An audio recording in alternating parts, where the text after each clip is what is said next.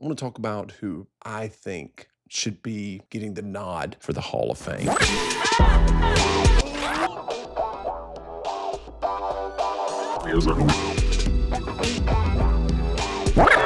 We've got some great inductees for the 2026 Hall of Fame. I think it was amazing that we finally get Demolition put in. Talked about them in last week's episode. Love the fact that they're getting inducted. I think Stephanie McMahon being inducted, I'm completely okay with that. I know a lot of people are like, oh, it's because it's Triple H's wife and everything else.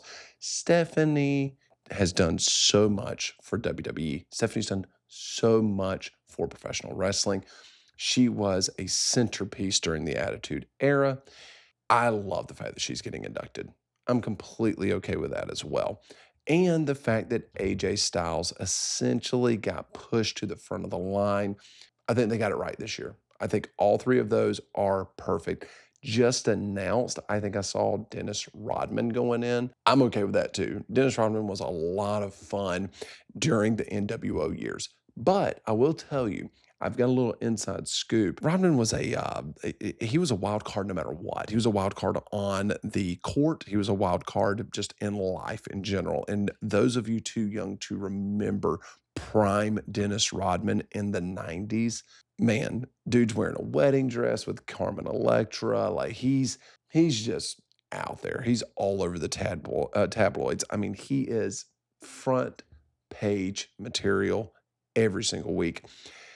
Rodman was notorious for partying, doing his own thing, and showing up and just like, I wouldn't say winging it because he was just an exceptional talent and athlete, but just kind of not necessarily needing to practice. He didn't have to practice because he was that good. What I do know is leading up to his match where he was tagged with Hulk Hogan, Hollywood Hogan with the NWO at the time, and he's facing off against DDP and Karl Malone, also NBA Hall of Famer. I do know that from what I've understood, what I've heard from some individuals who were in that match, individuals that were in the back of the locker room, Rodman didn't necessarily put the work in the ring prior to. He did not go and work out at the power plant as much as Carl did. He was not going down there, didn't feel like he was taking it as serious as Carl was when it came to his spot at, I think it was Bash to the Beach. So he went into that match, and Dallas, Hogan, and Carl were all a little concerned with what Rodman was going to do that night because he is such a wild card and he hasn't been there putting the work in like Carl has, okay? And for someone just to walk off the street, get into a wrestling ring, and be able to perform, that's asking a lot, even from an NBA Hall of Famer, even from a premium pro athlete, someone who is an exceptional athlete. Professional wrestling is completely different. You are inches away from major injury, potentially fatality. So I know that Dallas tells the story about Rodman, and he said that they were working on chair shots, and it was kind of leading up to the match. And I think it was a spot that they did prior to the match. And Rodman was like, oh, I got it. I can. And Dallas says, no, no, no. He goes, a chair shot's got to be done a certain way. He's like, if you take the chair, he goes, you hit me flush. He goes, man, we're making money. That chair turns a little bit. You hit me with an edge. You hit me with the side of that chair. You and I are going to have a problem. And tonight's going to get really real. So Dallas did say, man, Rodman was 100% like, listened to him, did the right thing. Chair shot went great. Everything's perfect. And he goes, he was just the type of guy that just didn't have to show up to every practice. He didn't have to show up to the power plant every single day. He was just a natural athlete. So, hey, I'm excited that Rodman's going in. It's always fun to see him on like Sports Center, ESPN, or whatever. He wears the NWO shirt a lot. There's the famous picture that goes around all over the internet where Rodman, they're throwing off his stats, they're giving him the bullet points of who this person is on the screen during an NBA show, and of course one of them was member of the NWO. And like they say, when you're part of the NWO, you're part of the NWO for life. Congratulations, Dennis Rodman, on getting inducted into the WWE Hall of Fame. WWE did really good this year. We all know there's individuals out there that deserve the nod. I would like to tell you the three individuals that me personally, I think that they need to get inducted.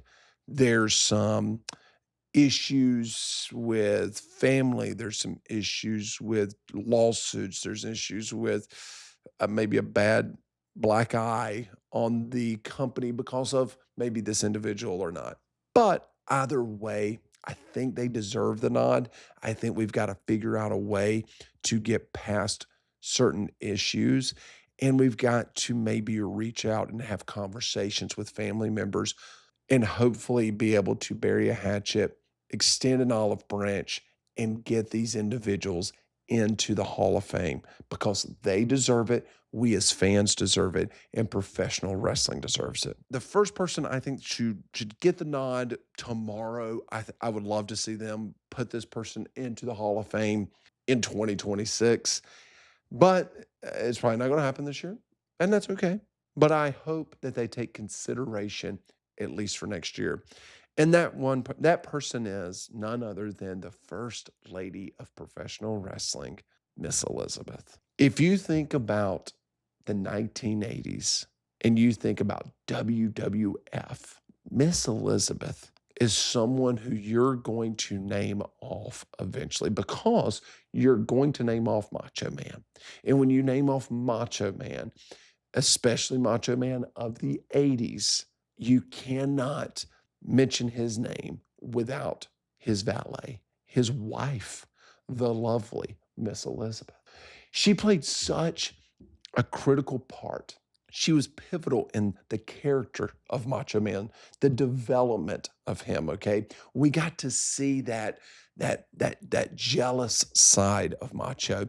He was able to use Elizabeth to where it incorporated his character in a match without her even having to be involved, where he would get in the ring sometimes, get out of the ring, and then position her somewhere else outside of the ring because she wasn't standing in a spot that he liked. She was beautiful. She was elegant. She was definitely a lady. And she was someone who was she was the opposite of Macho Man, this crazy, wild, over the top character with the bright colors and the crazy promos and so far out there. And she was just calm and sweet and smiling and delicate and fragile. But yet she was the lady that we all wanted to have on our arm eventually. She was 1980s wrestling. She was 1980s beauty. Her storylines with the Mega Powers, with him and Hogan, and we all know about the storylines outside of the ring with her and Hogan and Macho, but it was one of the best ever. We got to see the age-old jealousy story. You've got that beautiful woman. Man, I want her. Man, that would be amazing. And you've got Macho Man here going, Hogan, you've got everything. You've got the world title. Every fan out there is wearing your shirt. Hulkamania is running wild. You can have it all. But this, no, no, no.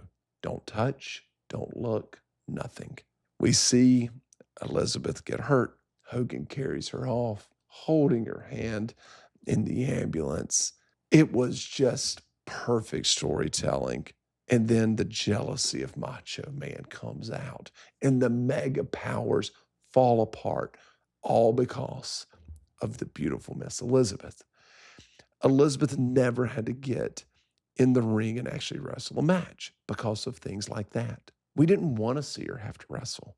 We didn't want to see her get hurt. I don't want to see her get body slammed. She deserves to be the queen. She deserves to be a princess. She deserves to be taken care of. And Macho Man saw Hogan do that. Saw him take care of her. Amazing storyline. Amazing. And then also maybe the most heartfelt moment, WrestleMania 7. Her reunion with Savage, still one of the most emotional moments in WWE history.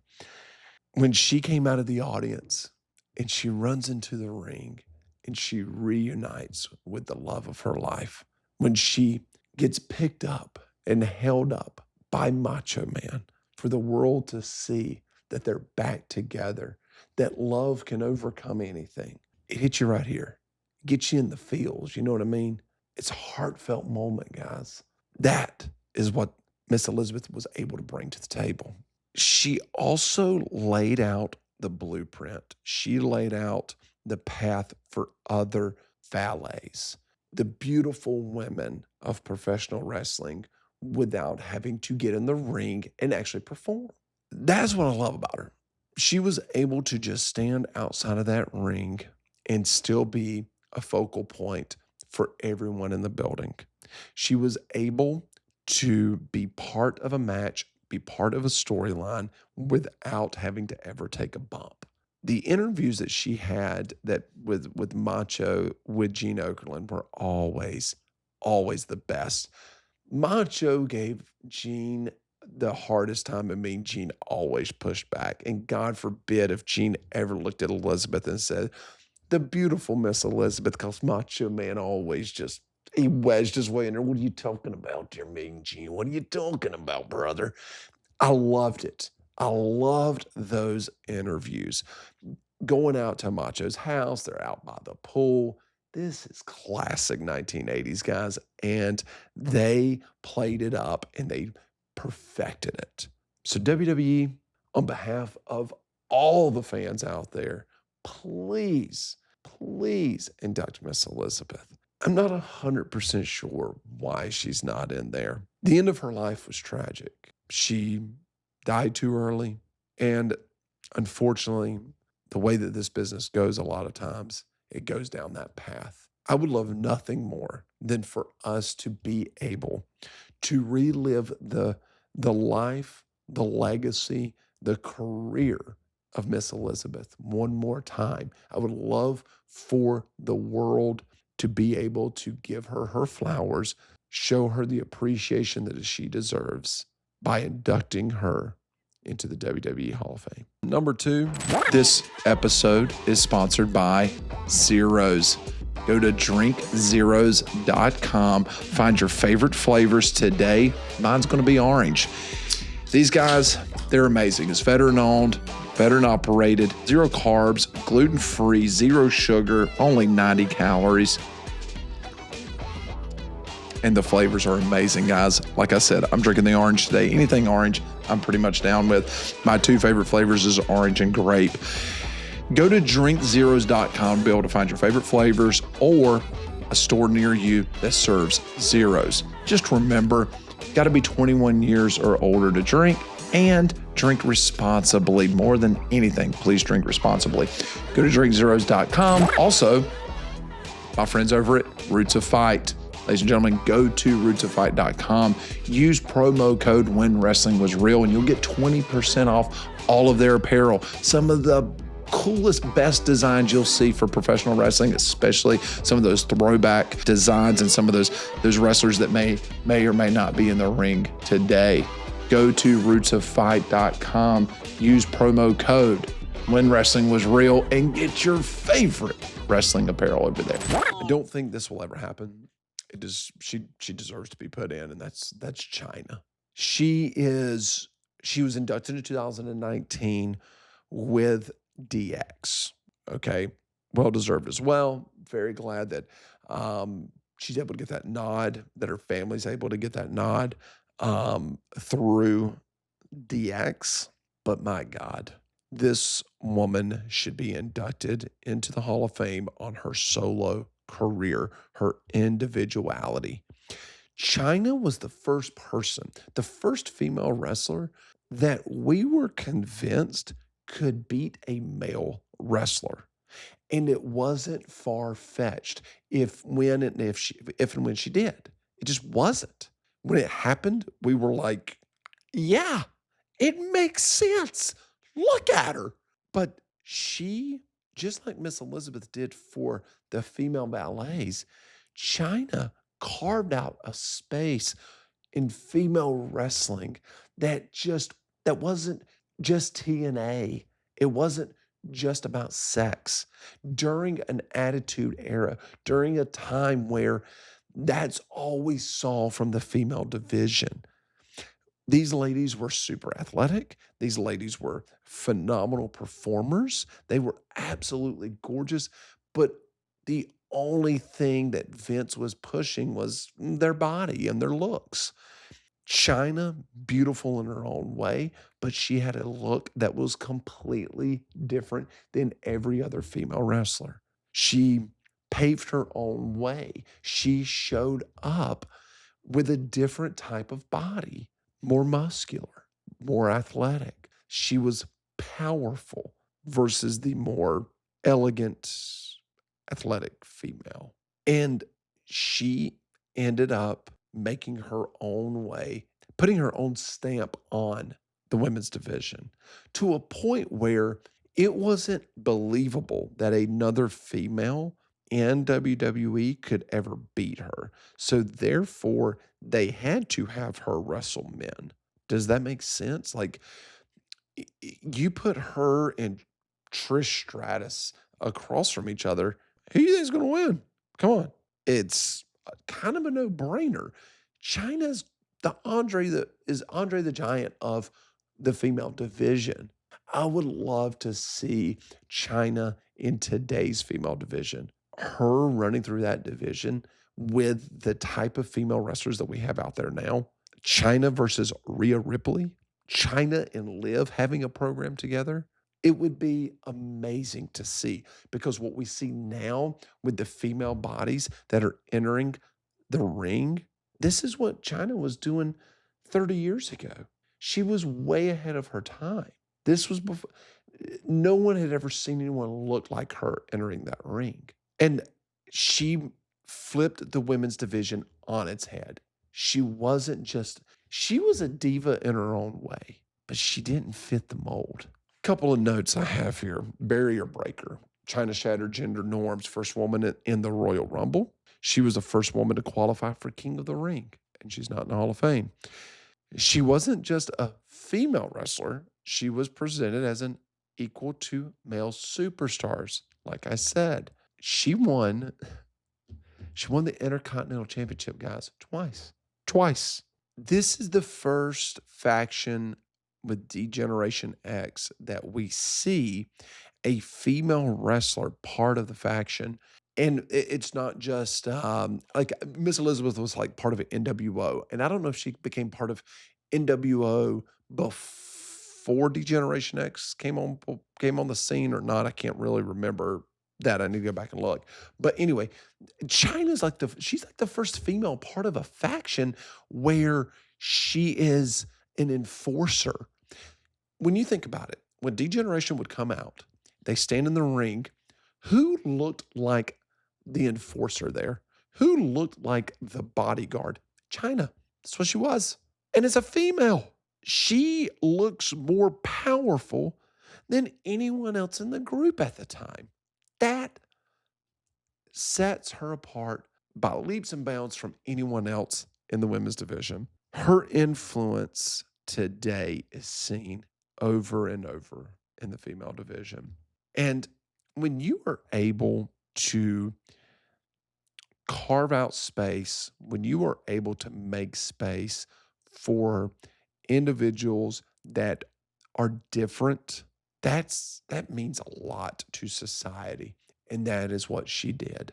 And whenever your work, whenever what you've done is generational and it's looked at and it's studied by people today, that means You've set yourself apart from everyone.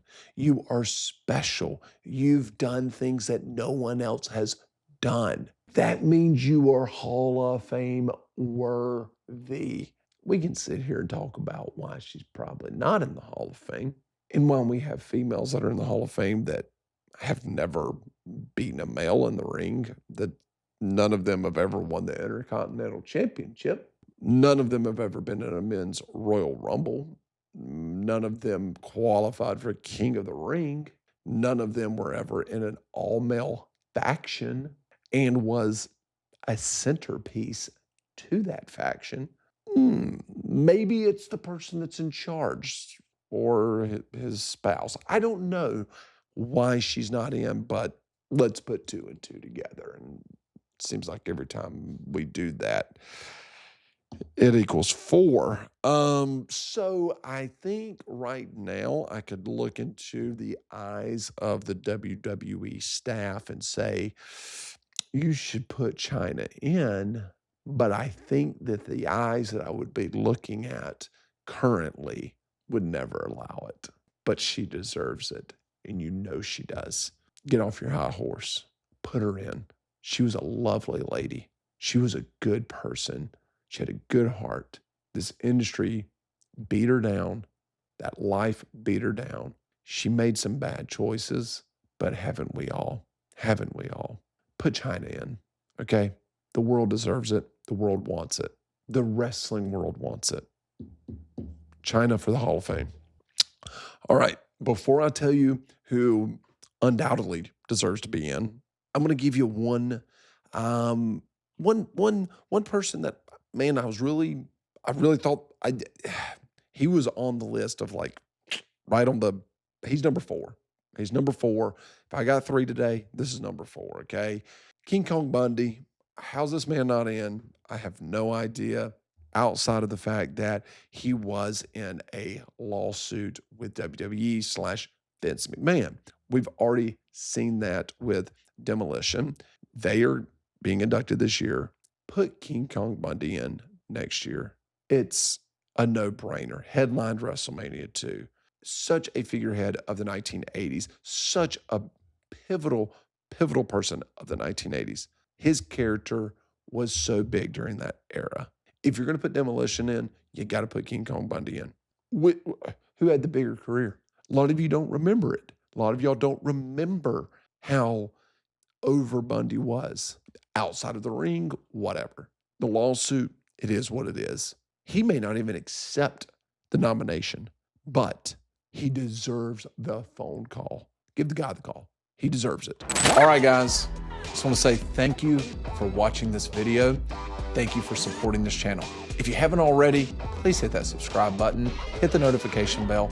All of those things help me out, and it doesn't cost you a thing. Also, go follow us on Facebook, Instagram, TikTok, all under When Wrestling Was Real. Once again, thank you for your support.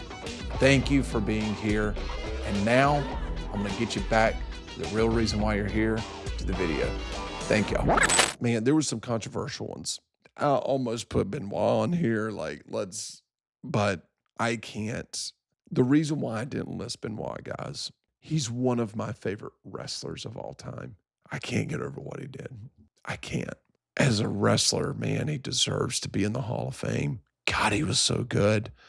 He was one of my favorites, man. One of my favorites, especially when I was in high school. I just can't get over it. It'd be hard. It'd be hard to cheer that name if he got put in. It would be. There's a lot of people that have done a lot of bad things that are in the Hall of Fame. This one, man, was egregious. It'd be tough. Be real tough.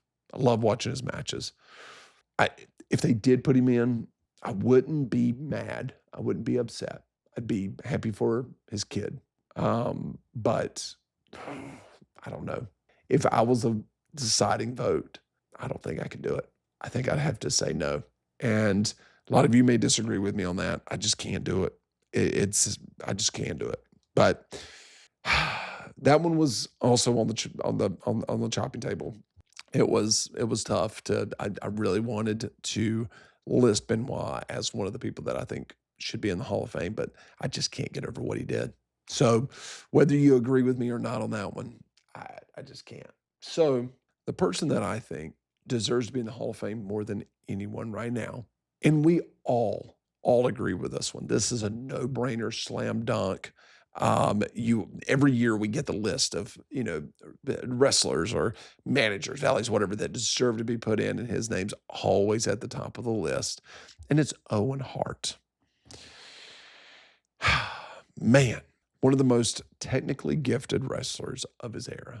His matches, especially against Brett, are still studied today. Is one of those top 5 best technical wrestlers of all time. He really is. Go back and watch his matches.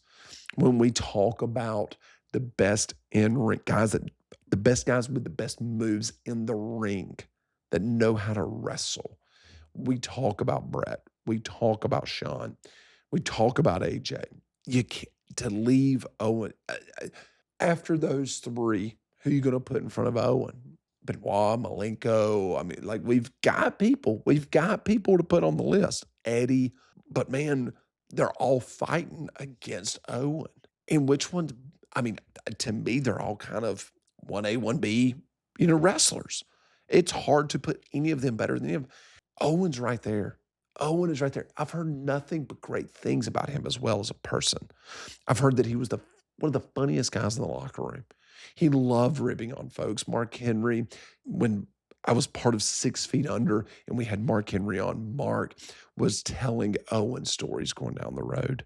And he was telling them with emotion. I could hear it in his voice. I could hear it coming from his heart. Owen was special. He was a special human being. Man, in the ring, he was even more special. Some of his iconic moments and storylines that should help give him the nod. The Black Heart heel turn. He wins King of the Ring in 94 in his feud with Brett at WrestleMania 10. Storylines, and it was storytelling that wrestlers today watch. And they go, what can I pull from that to use in 2026? The definition of a professional wrestler. Mic skills, in-ring performer, hell of a storyteller. If you can do those 3 things, you're going to have a 20-year career with no issues. If you can put the crowd in the palm of your hand and hold them there and take them on a journey of 12, 16, 25 minutes in a ring. If you can hold them in a hand from week to week to week, telling the same story from town to town to town, you are professional wrestling at that point. And that's what Owen Hart could do. Hell, it didn't hurt that he had that last name. Didn't hurt that he's in the dungeon with Pops. He learned from the best. It's in his blood. His locker room respect. I heard it from Mark Henry. Heard it from Undertaker. When Owen taught, people listened. He loved to rib. He loved to be a comedic person. He loved to give his brother a hard time more than any human being ever. Apparently, he ribbed on Brett. He would give Brett such a hard time, telling him that he was the better wrestler, all that stuff. Everything you would see on TV with him and Brett, it was just Owen being Owen. Brett being the serious one. Brett being the professional wrestling is a very, very serious sport. Owen's like, man, I'm having the time of my life. I am living my childhood dream. So I'm going to have fun. I'm going to have a blast. And that's what he did. But Owen, once again, I mean, he's another one that was taken too early. Over the Edge, 1999. It's one of the most significant moments in wrestling history. We all know it. He's supposed to rappel from the ceiling, and there is a malfunction. And unfortunately, he fell to the ring, and it was, and he passed away. That pay-per-view will always be talked about. That moment will always be talked about. 2 of my friends were involved. That night, Owen's supposed to wrestle the Godfather. And the match after the incident was Stone Cold versus Undertaker. You watch that match, You go back and watch Undertaker and Stone Cold and just look at their faces. They weren't there, man. They didn't want to be in that ring. I don't know if in that moment, I don't know what you're supposed to do. I know that those wrestlers didn't want to go out there. They didn't want to work. I don't know if you should shut down or not at that point. I think you should. As a businessman, making that call, you don't know. I will never judge someone for making a decision in moments like that because there's nowhere in your company handbook that tells you this is what you're supposed to do when one of your employees, one of your athletes dies. But I think that just the humanity side of it, you should have shut everything down, Vince. That was one that you missed, buddy. You should have shut down the pay-per-view that night. Refund the people their money. It's easier said than done. Hindsight's 2020. But dude, y'all were rocking and rolling at that time. You had plenty in the bank. I don't think Owen's family will accept, his wife especially, his wife will never accept the nod to the Hall of Fame. She definitely is not a fan of the WWE. And we will never see Owen Hart in the Hall of Fame as long as she's alive. Now, I have no idea what the future, the next generation. I think if she passes away, I don't know. Maybe have a conversation with Brett. Maybe have a conversation with the rest of the family. But if that's her wishes, then that's her wishes, and you don't put him in the Hall of Fame. But by God, he deserves it. I wish that WWE would extend an olive branch, have a conversation, try to make things right. I don't know if they have. Maybe they have. I don't know. But make the effort. From the fans' perspective, we want to see Owen in. But I don't think we will because I don't think his wife will ever allow it to happen. And that's unfortunate. There's many others that deserve to be put in. We can make this list as long as we want. But I think that those three are three that we all want to see get put in. I think out of the three, the most realistic, the one that's got the greatest chance and opportunity is Miss Elizabeth. I think second on that is Chyna. I don't think Owen's ever going to get the nod. I don't think they're ever going to. I think they want to put him in, and I don't think it's a WWE thing. I think it's just his wife. I think WWE would put him in. I think WWE's holding back on Miss Elizabeth. I think they're holding back on Chyna, of course. I think that they're holding back on Bundy right now. I think now that there's new leadership involved, Bundy's probably going to get the nod. I think we should have a big push for Miss Elizabeth and Chyna, though, for future Hall of Fames. You get Sid Vicious out there, too. I mean, that's another one that we could have a conversation about. I think he's borderline Hall of Famer.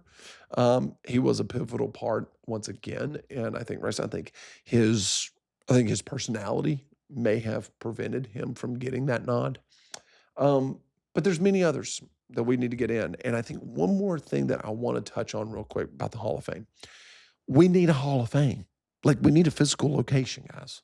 WWE, y'all keep talking about it. Build the dang thing. Go to Orlando, build it right outside of Disney somewhere, and have a physical location for us to go to and see the bust like we can at Cooperstown or in Canton. I've been to the NFL Hall of Fame, and man, it's amazing. It's so cool to walk through. I would love for the same thing to happen with professional wrestling. Go build it. You got the money. You get the resources. You got a great location down in Orlando. Let's make this happen. So, guys, I appreciate y'all tuning in. If you could, man, it helped me out. We're not getting a ton of views. Leave a comment. Just say, hey. Just say, hey, Matt, you suck. Matt, you should do this better. Matt, will you start talking about this? Hit the like button. Hit the notification bell if you hadn't. And if you're not a subscriber, please subscribe. I need all the help I can get here, guys. I'm trying to survive. Guys, thank you so much. Once again, thank you to Zeros. We're talking zero sugar, zero carbs, zero gluten, zero excuses. Must be 21 years old. And please drink responsibly. Amazing flavors. Go to drinkzeros.com. Check out the store location or pick out your favorite flavors and order them and have them delivered right to your house. Also, Roots of Fight. Rootsfight.com. Use promo code When Wrestling Was Real. get 25% off. Guys, it's some of the best wrestling t-shirts you're going to find. All right. Go to rootsoffight.com. When Wrestling Was Real promo code, 25% off. Guys, thank you so much. Thank you for tuning in. Thank you for supporting. And remember, wrestling's real, and so is God. Thank you.